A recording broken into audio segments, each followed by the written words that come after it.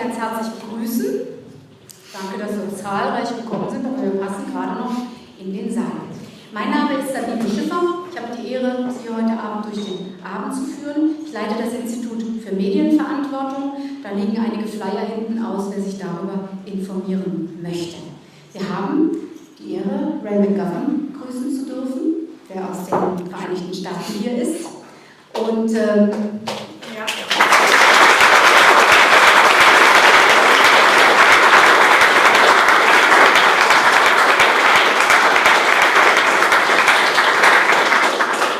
bevor ich Ray genauer vorstelle, möchte ich mich bei all denen bedanken, die diesen Abend hier möglich gemacht haben. Allen voran der Sprechsaal Berlin.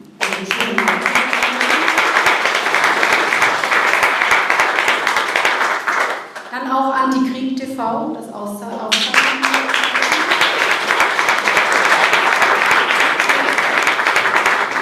Und das Koop Antikriegscafé.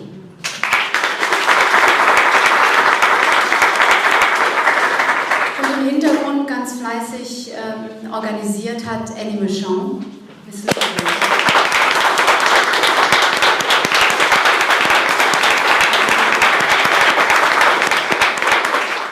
Danke auch an Anne Roberts, die hier heute Abend die zusammenfassende Übersetzung übernehmen wird, sodass wir alle hier an teilnehmen.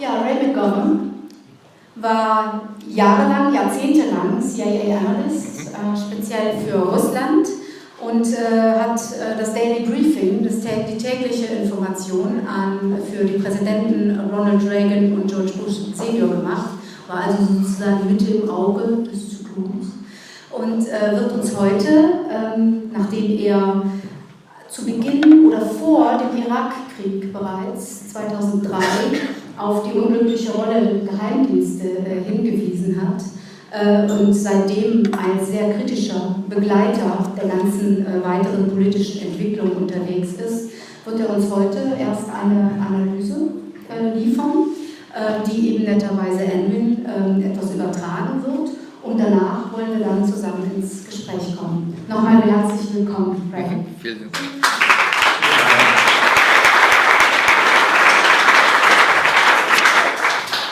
Vielen Dank.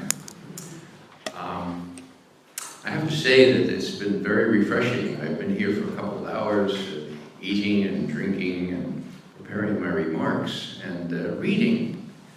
And it's quite amazing the kinds of things that I read here. I see a magazine that does not have Putin with blood on his hands, but rather has Russland unter Druck. That's what the story is, folks. But you never see that in a magazine in the States. And I don't see many magazines like this around here either. So my compliments. And I read one of the main articles here, and it doesn't start with the grab of Crimea, does it? It starts with the coup, in the US-led coup in Kiev on the 22nd of February. That's the most recent story, okay? Now, I guess I have to say that in my experience with Russian and trying to come out of the shadows here and to speak some truth to power, when everybody is saying Putin, Putin, bad, bad, bad, bad, Putin, no shirt on, sometimes rides horse with no shirt on, bad, bad, bad, Putin, it's been a challenge. And it's going to be a challenge to be a Dolmetscher tonight as well.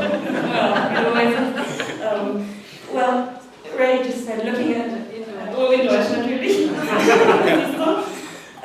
dass es erfrischend ist, die Presselandschaft anzuschauen. Das ist so ein Titel, wie der eben gezeigt hat, Russland unter Druck, dass es eben in den USA gar nicht so ein Cover denkbar wäre und hier auch nur spärlich gesehen. Die Frage ist, wie betrachten wir eben diese Geschichte, dass er eben auch noch ein bisschen andere Perspektiven reinbringen will über den bösen Putin, der manchmal sogar kein Hemd anhat, darüber hinaus eben noch ein paar Geschichten zu erzählen ist. Und dass man da eben auch den Blick auf die Medien ein bisschen anders betrachten kann. Just to give you an example of how bad it is, The New York Times was shocked that some of the songs being sung were reminiscent of World War II. The Russian folks that were celebrating the incorporation of the Crimea. And as a matter of fact, one has to do with Katyusha, which in our land always means those rockets, so Katyushas. But in reality, the song is a love song about a young woman who's pining for her partner on the front. And so here I am with Sophie Shevardnadze, who's the granddaughter of Edward Shevardnadze, the very enlightened foreign minister of the Soviet Union and Russia under Gorbachev. And she's saying, yeah, what about that, Katyusha? And so I said, well, it's really a love song. Расцветала яблони и груши, поплыли туманы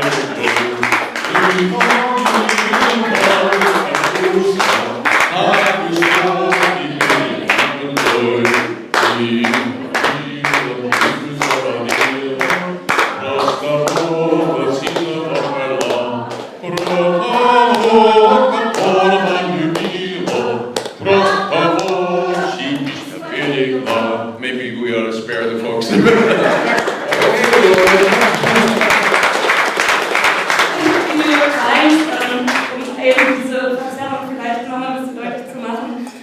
Hat sich zum Beispiel darüber aufgeregt, dass viele der Lieder, die eben in diesem Umkreis gesungen wurden, an den Zweiten Weltkrieg eben eher zu erinnern scheinen. Unter anderem wurde aber da auch Katyusha, was wir eben schon gehört haben, ganz bekannte russische Volksweise, wo es ja eigentlich um Liebe geht, eben da auch in diesem Zusammenhang dargestellt und gesagt, dass du mit der Enkelin von Shevardnadze gesprochen hast, Sophie Shevardnadze, sagt er.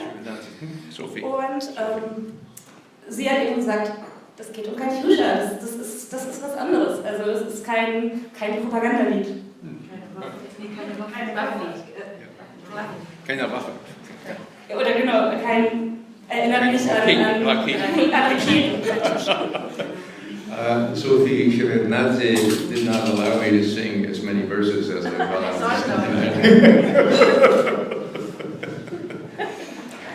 So, I don't know if you want to translate that I was not allowed to sing so many songs, so many verses. So wie sagt, dass alle Strophen gesungen wurden von Katyusha.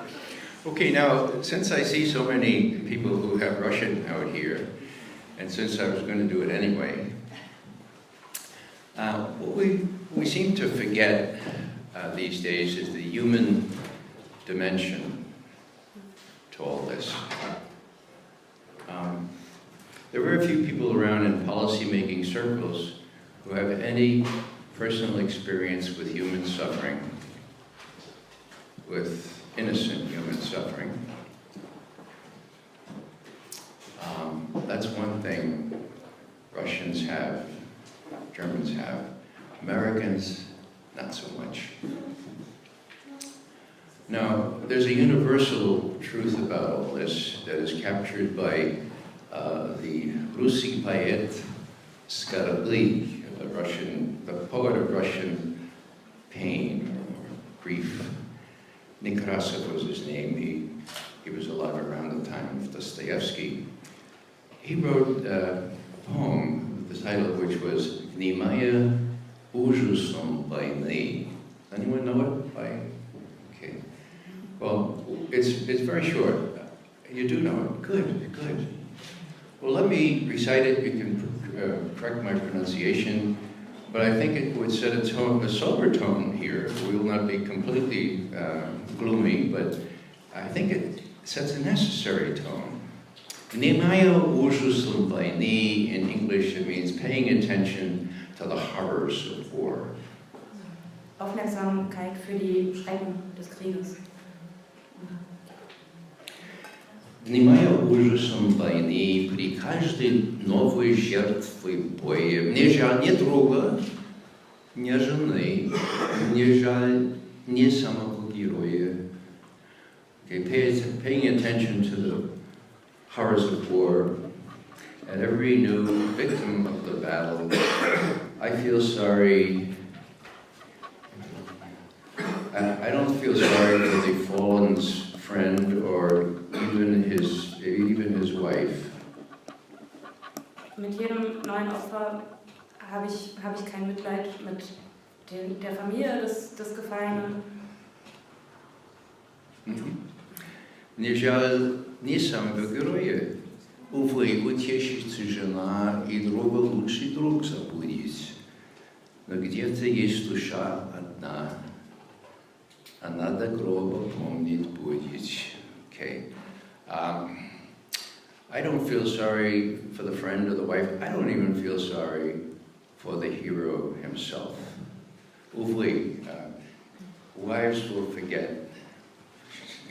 Wives will be consoled, and best friends will forget their best friends, but somewhere there is a pure soul who will never forget. Ich habe nicht mal mit den Freunden Mitleid oder Mitgefühle.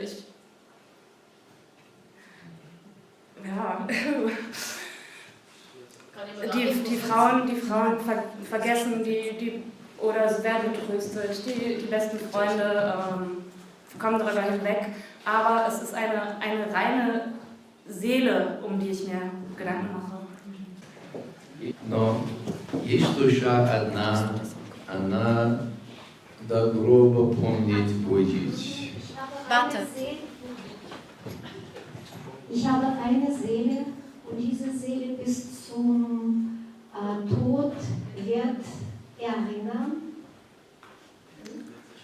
То слезы бедных матерей, им не забыть своих детей, погибших в кровавой небе. Und ich werde nicht vergessen die Tränen aller Mütter, die ihre Kinder verloren im Krieg.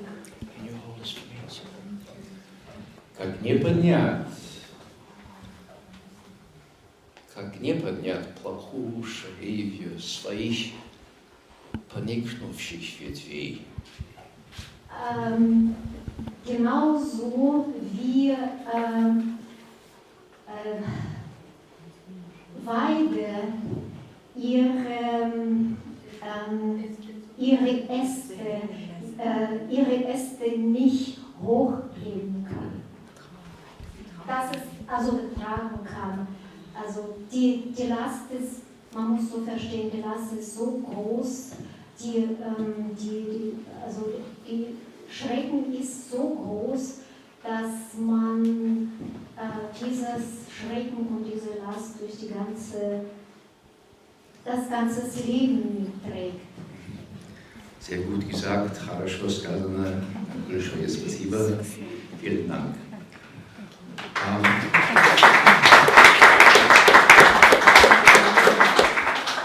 So this is just to kind of remind me more than you of the human dimension here. I mean, mothers' sons, fathers' sons too, of course, are being killed in Ukraine, about 3,000 of them now, dead.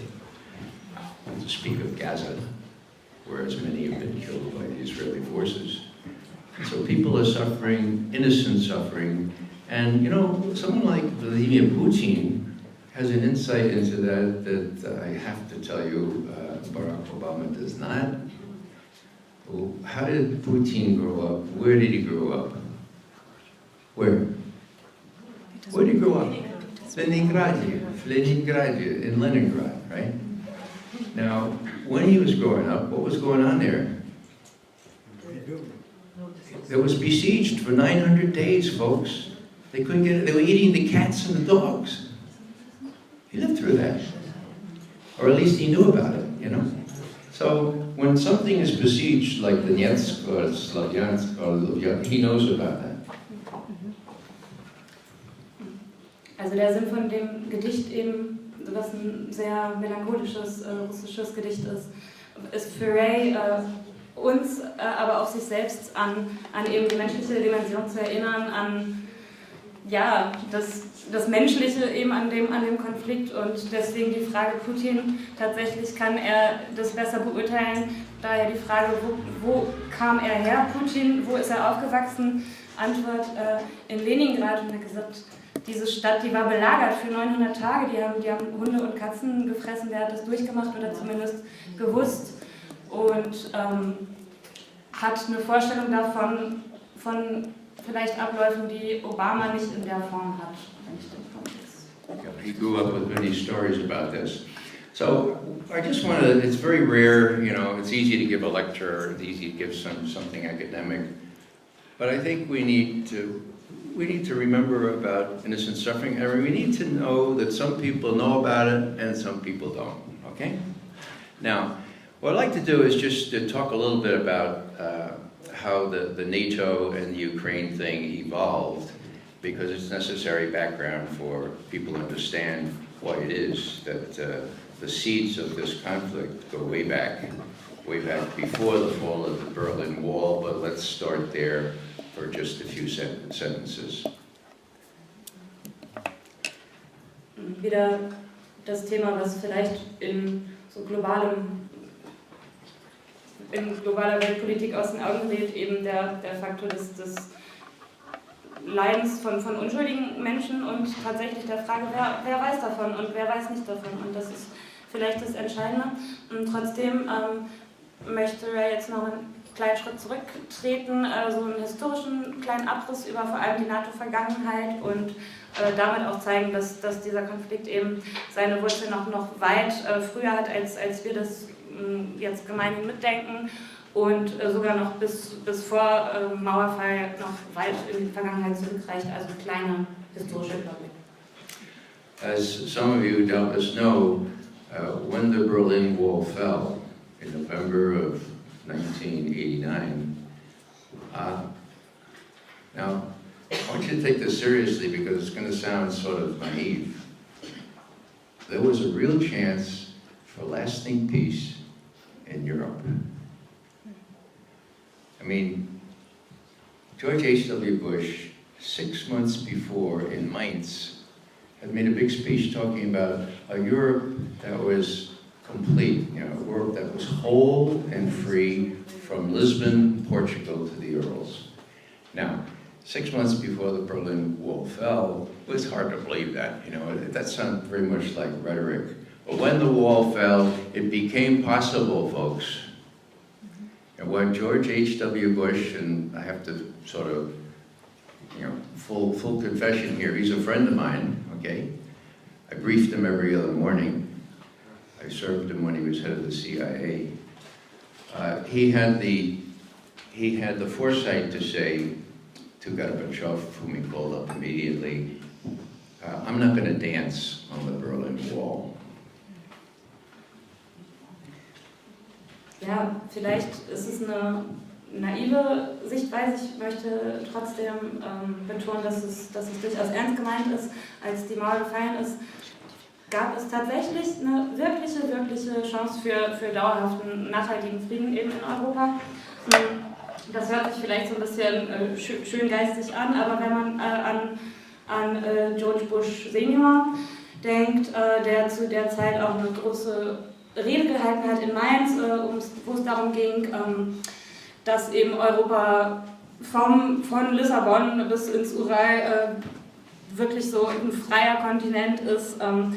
Tatsächlich war es so, mit dem Mauerfall war das möglich und das ist eben für ihn keine naive Sichtweise, spricht auch über Bush Senior als Vertrauten, hat ihn beraten alle 2 Tage und auch Bush war ja auch CIA-Chef eine ganze Zeit lang. Ja.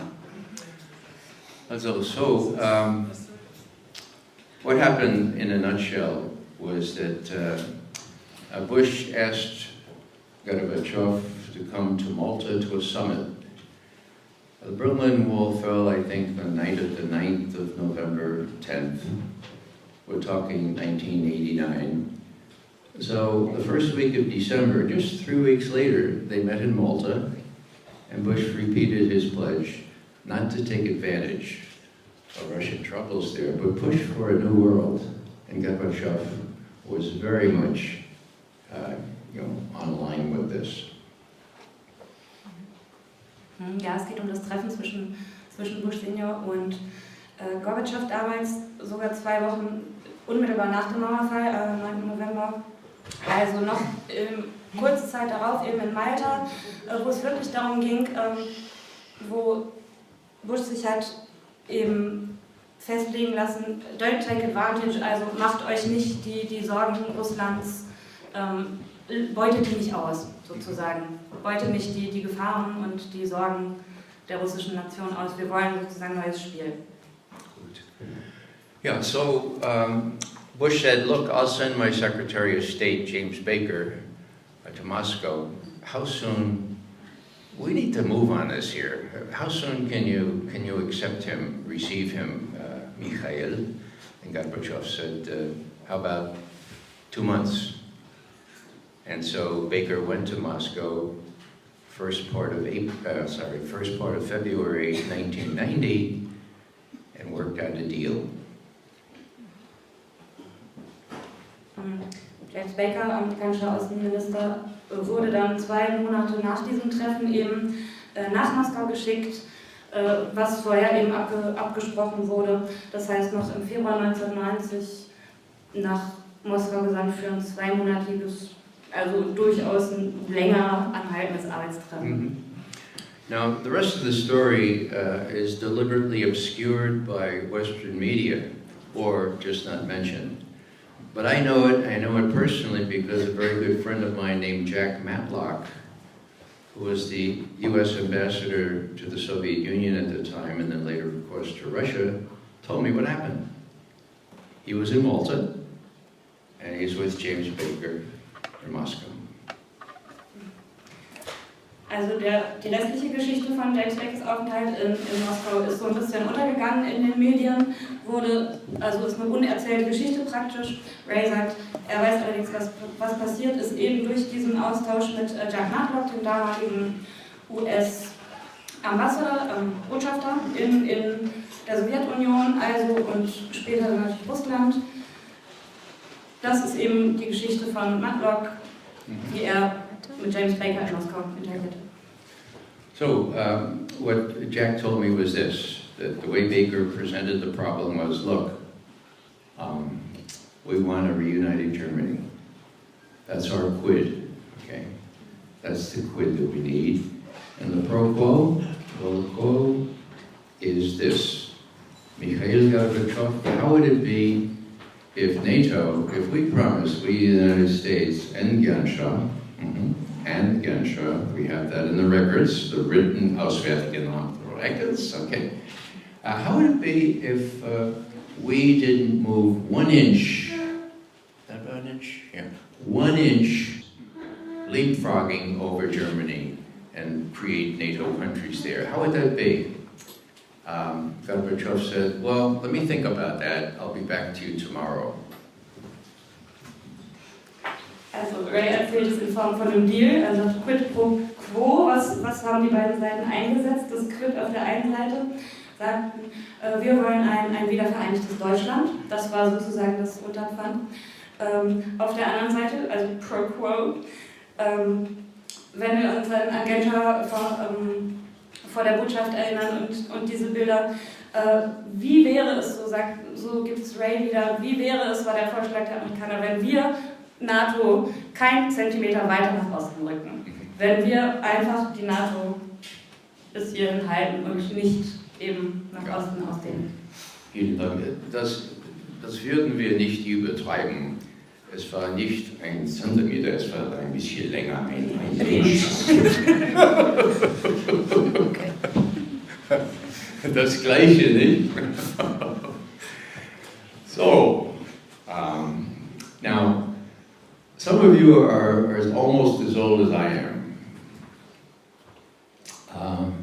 Maybe you have a different perspective on this, but certainly when Baker said there has to be a reunified Germany, the hairs on the back of Gorbachev and Shevardnadze's neck must have gone up tall, given what they had been through. And frankly, I have to say that I had always become very comfortable with a divided Germany. I didn't know if I wanted a united Germany either, you know, with all due respect. So I can imagine how it must have been for these two gentlemen from a country that lost 25 million people in World War II. Vielleicht wirkt es aus heutiger Sicht erst recht für die jüngere Generation gar nicht mehr so nachvollziehbar, aber ich glaube, wir haben uns vielleicht auch bequem eingerichtet in einem geteilten Deutschland. Also ganz ehrlich, für mich war vielleicht auch die Vorstellung unheimlich, das, was eben Baker an Botschaften Shevardnadze herangetragen hat. Die Idee, natürlich haben sich vielleicht da denen auch die Nackenhaare aufgestellt und das muss man nachempfinden können, eben aus dieser Zeit heraus. Wir hatten uns das auch eben bequem gemacht mit einem geteilten Deutschland. Mm-hmm. So, does anyone know how many Soviet divisions there were in East Germany at the time? Would you believe 24? Would you believe that translates to about 360,000 highly mechanized, expertly trained troops? Would you believe that some people may have been thinking about Hungary in 56 and Czechoslovakia in 68? Es geht um die russischen Truppen im ehemaligen in der ehemaligen DDR. Wenn wir 24 Einheiten Divisionen umrechnen, was heißt das dann schlussendlich? Das heißt 360.000 stationierte Truppen und vielleicht haben sich da eben doch Leute an Ungarn in den 50ern erinnert oder an die Prager, ja, the Czech, Prager Frühling in den 60ern, Ende 60er, das sind einfach die Zahlen. So, the upshot of this was, and Jack Matlock confided this to me, he's not a very, he doesn't clap himself on the back very much, but he said, you know, I could tell that the deal as presented by Baker, not 1 inch, reunited Germany, pulling out 24 Soviet divisions, Gorbachev was going to buy it. He was going to buy the deal.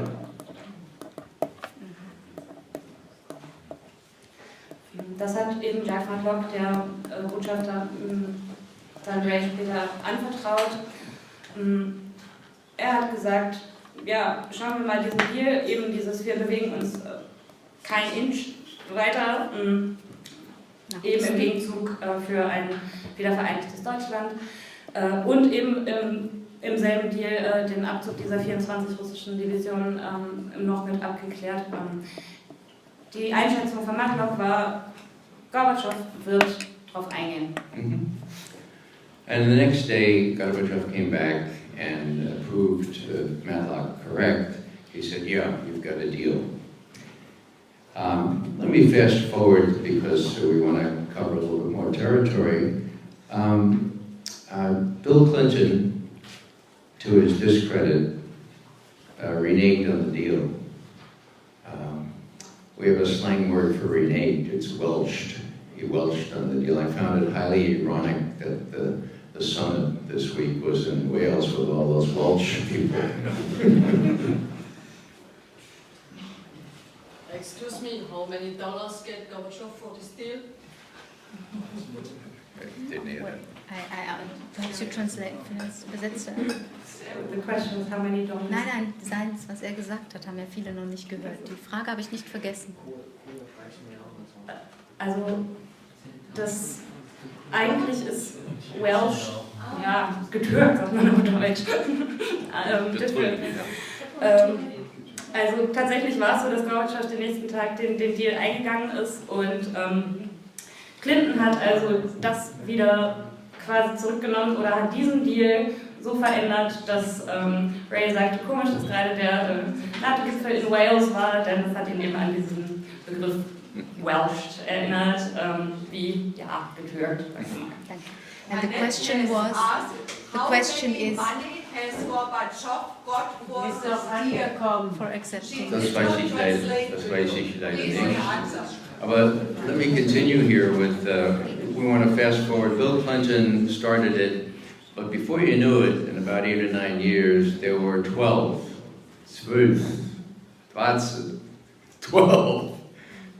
new NATO members, all more than 1 centimeter or 1 inch east of Germany, okay?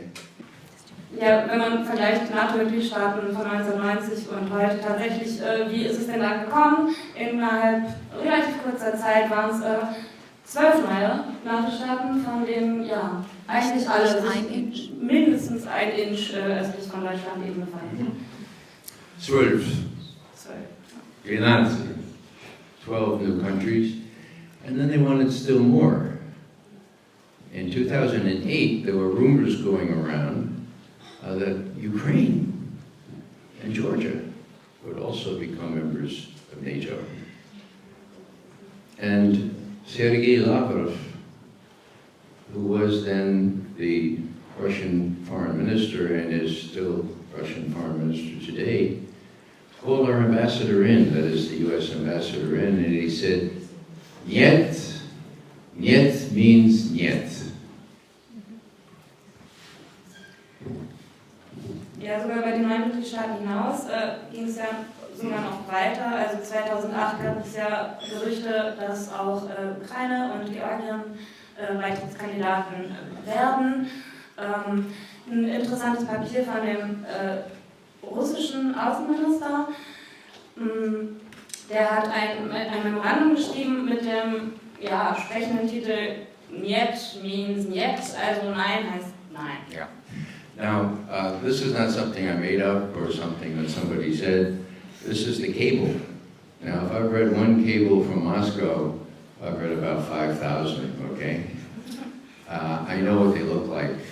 And I've seen this cable because Bradley, now Chelsea Manning, revealed it through WikiLeaks. There is a gold mine in WikiLeaks that hasn't begun to be mined. I mean, it has begun, but there's a lot more material in there. In other words, what we have is the cable that Ambassador Burns wrote back to Washington, 1st of February 2008, okay? This is under Bush. So he said, Lavrov just called me in, and he said, if you think Ukraine and Georgia can be part of NATO, especially Ukraine, in the Bronx we would say, forget about it. Forget about it, okay? Niet means niet. And this is the title that Burns gave to his telegram, to his cable. Niet means niet. Lavrov red line on Ukraine, okay? So Burns played it straight. He said, what Lavrov said is, look, if you try this, there's going to be bedlam there, okay? There could be a civil war there, and we will have to face the difficult decision of whether we have to intervene or not. So don't do it, niet means niet. Also das sind tatsächlich die Original-Botschaftskabel. Also wir haben es ja bei den Wikileaks und der Fall, den wir hier erwähnt, ist auch eben eins von den Wikileaks-Cables gewesen. Cables sind eben die internen Kommunikation der Botschaften untereinander. Und das heißt, William Burns, der amerikanische Botschafter, hat zu der Zeit eben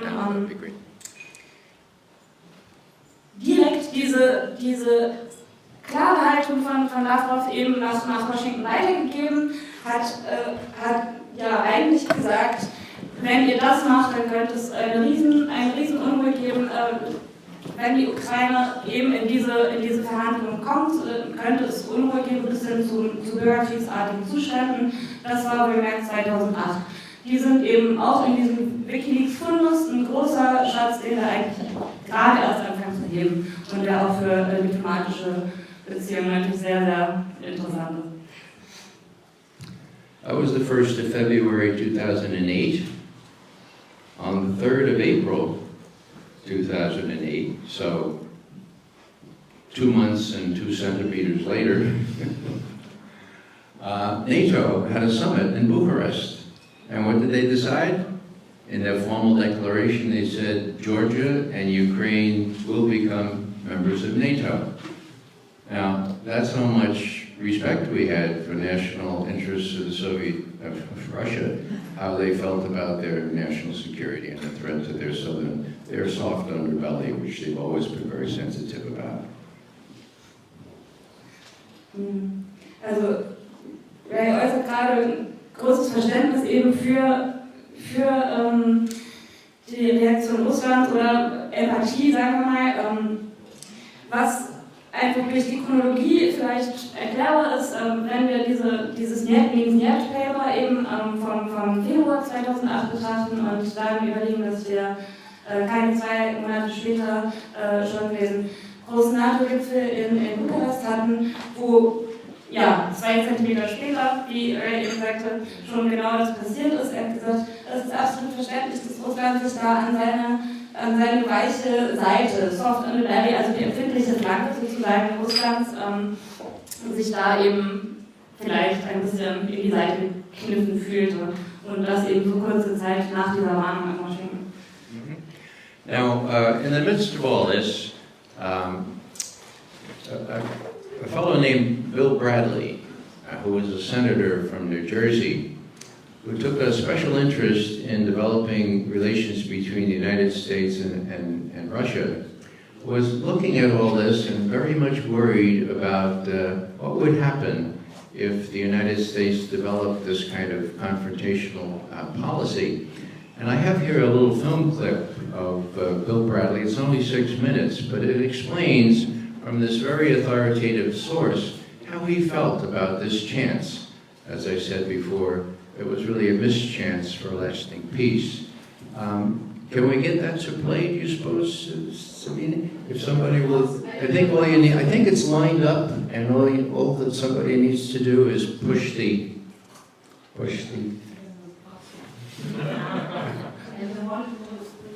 Is Lars not here? Okay. Well, maybe we ought to save the time anyway because I'm talking too long. What Bradley says is simply, look, there was an incredibly unfortunate missed opportunity for peace here, and he described it as a monumental flaw, a monumental missed opportunity.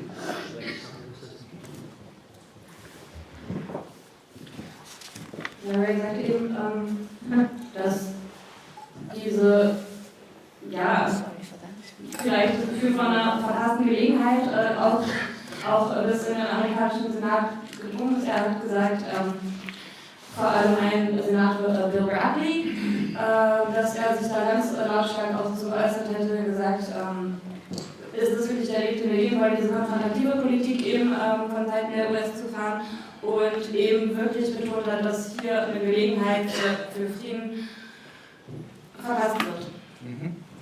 Now, that was the sort of Vordergrund, that was the leading up to what happened today in Ukraine. And I think here comes our expert that can show how Bill Bradley. Can we do that first one, Lars? If someone could dim the lights, I think that would be really good. Von 2008, das ist zwischen diesen Erklärungen, die Sie erst gegeben haben, und dann den NATO-Gipfel von Ukraine und Georgien als Kandidaten benannt wurden. Danke sehr.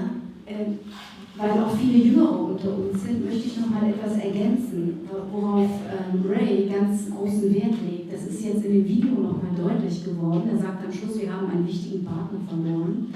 Und Ray hat ganz deutlich gemacht bei diesem Einigungsprozess, was für eine große Skepsis auf russischer Seite existiert hat. Ich meine, Russland hat den großen Blutzoll bezahlt während des Zweiten Weltkriegs. Der hat sich vor allen Dingen im Osten abgespielt und es sind 25 Millionen Menschen dort zu Tode gekommen. Sich auf den Deal mit einem vereinigten Deutschland einzulassen, war keine leichte Übung. Deswegen war dieses Versprechen auch so zentral und deswegen behandeln wir das jetzt hier auch so ausführlich, damit man ein bisschen versuchen kann nachzuspüren und sich auf diese andere Perspektive einzulassen, was hier in unserem Mediendiskurs ja oft nicht möglich ist, zu sehen, warum das auch so eine Verletzung und ja auch eine Befürchtung sein muss, dass quasi dieses Versprechen eben tatsächlich gebrochen wurde. Ich wollte das jetzt auch nochmal dem etwas Raum geben und jetzt gebe ich euch wieder das Mikro. I was going to show another 5-minute clip of me getting beaten up by Hillary Clinton's friends during a speech which she made, and I stood up and turned my back to her. Has anybody seen that clip? No. Well, maybe later when we're finished the Q&A. But I have to tell you that the Transportation Security Administration in our country has taken an inordinate interest in my gepäck, in my koffers, in my suitcases. And so I have no clothes. I've been out without clothes for a week. I lost my bag between Iceland or Glasgow or London. So I've been wearing borrowed shirts, and this borrowed shirt from Annie's husband actually has French cuffs. And when we were talking about the cuffs, I couldn't remember the word for what binds them together. Well, I could remember was handcuffs. Handcuffs. It's not handcuffs. It's and of course it's what is it? Oh, it's cufflinks. Yeah, cufflinks. So this is just by way of saying that I'd like to invoke the Noah principle now. Okay. Anybody know about Noah from the Bible? Right. Okay. Well, the Noah principle is this: no more awards for predicting rain. Rewards only for building arks. Please. Ray berichtet, dass sich einiges Interesse der amerikanischen Transport- und CIA Transportation Security Agency. It's a TSA, right? Mm-hmm. Oh yeah. So Information Awareness. Also dass sich freut sich offenbar großen Interesse der amerikanischen Behörde, die jetzt diese Grenzsicherungsmaßnahmen da durchführt. Und im Rahmen dessen ist sein Gepäck irgendwie hängen geblieben. Trägt also, seit er in Europa unterwegs ist, Kleidung von befreundeten Leuten mit französischen, in diesem Fall jetzt mal französischen Manschetten. Koffen. Sorry, and you just quoted the Bible, but I just got half of it. Hat ein Zitat aus der Bibel dazu noch kurz gebracht, was ungefähr, das ist diese Geschichte der Noah, oder was war das? Noah. Dass man wird nicht mehr dafür belohnt, über den Regen zu reden, sondern nur noch dafür, die Arche zu reden. Ja, genau. Okay, so that's, I'm told that what more about talking is about doing. Yeah, okay, so I'm sorry it's so late in getting through this, but I understand there are 1 or 2 activists here, or maybe 3 or 4, or anybody who's an activist, raise their hand. All right, okay. Now my friend Alice Walker, the poet, who was on the U.S. boat to Gaza with me back 3 years ago, she says that activism is her rent, the rent she pays for living on this planet. Kurz gefragt, wer hier im Raum ein Aktivist ist, oder sich als Aktivistin versteht, und hat kurz seine Bekannte, deren Namen ich mir nicht gemerkt habe, Alex Walker zitiert, gesagt hat, das ist ihre Miete, die sie auf dem Tarif bezahlt, Aktivistin zu sein. Also das ist der Preis. I think we all agree that that's what the present times call for, and what I've experienced in America at least is that almost no one wants to embark on any real activism unless they're sure that they'll be successful, unless they're sure that no one will laugh at them. And that's the wrong attitude, in my opinion. In Amerika ist die Mentalität leider die, dass keiner sich in Aktivismus stürzen will, wenn er nicht die Gewissheit hat, dass er siegt, wenn er sozusagen die Gefahr eingeht, dass das Ganze nicht funktioniert. Und das ist sicherlich die falsche Einstellung. Mm-hmm. Yeah.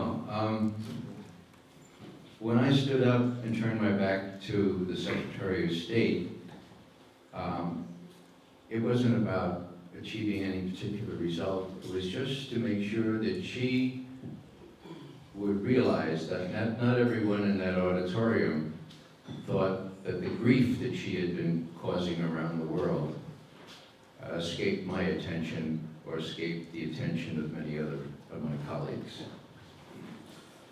Als Ray sich gegen die Secretary of State, also gegen die Außenministerin gewandt hat, hat das gemacht, auch um zu demonstrieren, dass es seiner Aufmerksamkeit und der vieler anderer nicht entgangen ist, dass die Gier, die da reingetreten ist in diese amerikanischen außenpolitischen Interessen, dass die eben nicht unbeobachtet oder nicht unbemerkt geblieben sind. So I have certain prophets that I look up to. One is named Daniel Reagan. Some of you know of him. He was a Jesuit priest and a very, very strong protester against the unjust Vietnam War. Let me just very, very briefly say that he taught me a lot in his memoirs. He's still alive, he's 91. What he said was this: after that incredible demonstration where they made homemade napalm, they stole draft cards out of the local draft card place, set fire to the napalm, were arrested immediately, he and his brother Phil, who was also a priest, and put in the only federal building in Catonsville, Maryland, which was the post office. And they're sitting there, and Dan is asking himself, was what I just did any good? Was what I just did stupid, like everybody will say, or was what I just did good in some way? Hat, so Ray sagt, hat viel gelernt von einem amerikanischen Aktivisten, der sich stark gegen den Vietnamkrieg engagiert hat, namens David Reagan, sorry. Reagan hat sich mit seinem Bruder, der ebenfalls Priester war, wenn ich es richtig verstanden habe. They both priests? Both priests? Both Priests. Die haben sich die Zutaten von Napalm besorgt und Behördengebäude mit Napalm in Amerika versorgt, wollte ich jetzt sagen, ausgestattet. Und während sie darauf gewartet haben, was jetzt passiert, haben sich halt auch die Frage gestellt, ist das jetzt völlig irre? Ist das völlig Falsche, was wir tun? Ist das völlig Richtige? Aber es war offenbar, man konnte auch, es bestand einfach nicht die Option, nichts zu tun, offenbar. Yeah, he simply said that he came upon an insight, and it's simply this, that the good is worth doing because it's good. Results are not unimportant, but they're not central. Who knows what his witness, or what your witness, or my witness, what seeds that will sow? There won't be immediate success, but there will be witness in a prophetic way. Let's just say it that way. Der hat halt später gesagt, dass es kommt schon darauf an, Gutes zu tun. Resultate sind nicht unwichtig, aber sie sollten auch nicht das zentrale Element sein, wenn man eine Entscheidung fällt. Und dass es eher darum geht, Gutes zu tun, dass das auch wahrgenommen wird, dass andere das als Zeugen sozusagen wahrnehmen, dass eben das Element des guten Handelns wirkt. I'd like to close with a German poem, but I have not seen it in German. It's in English. Perhaps you know it in German. It's Peter Glan, way back, let's see, 1935, during the Third Reich. I think the poem summons us in a thoughtful way for Denkpause, for us to think about where we are now and what we may be called to do. Er möchte mit einem Gedicht von einem wahrscheinlich deutschen Poeten Hans-Peter Gahn seinen Beitrag hier beschließen, der 1935 während des Dritten Reichs etwas geschrieben hat über was wir in diesen wichtigen Zeiten tun. This is the poem, Great, these are great times. What are you doing in these great times? I say great, for the times seem great to me. Each man driven half to death by the era's hate, and standing in the places he's given, must willy-nilly contemplate no less a thing than his own being. A little breath, a second's wait may well suffice. You catch my meaning? Voilà. Und das mir als Dilettantenübersetzer. Also, das Gedicht geht ungefähr so. This is really hardcore. Das ist großartig, sage ich.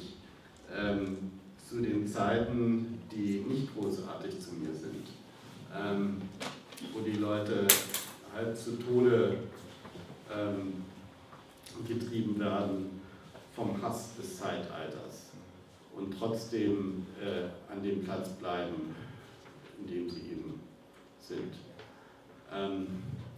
Willy-nilly contemplate, so help me out with this one. Das einigermaßen überdenken.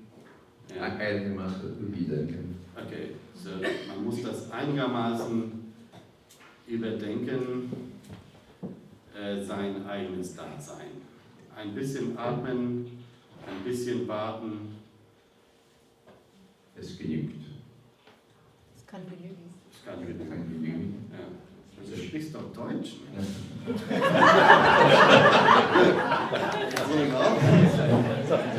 You're burning the translators by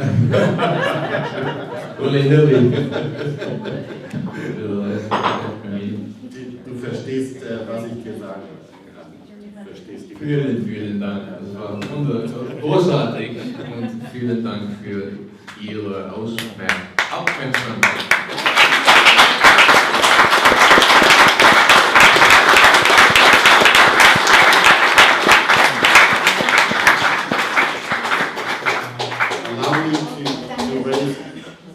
Allow me to raise the first question, because I'm just reading a book about Vernon Walters, the guy who was sent as the US Special Ambassador actually right before the wall came down already by George Bush Sr.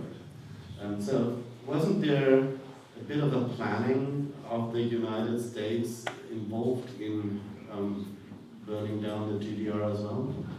Also ich werde jetzt diese Frage hier archivieren, damit ich die Moderation wieder an mich reiße.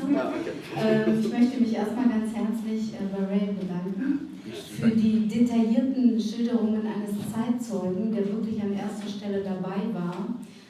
Und vielleicht hat das für uns alle das etwas greifbarer und plastischer gemacht, was damals passiert ist.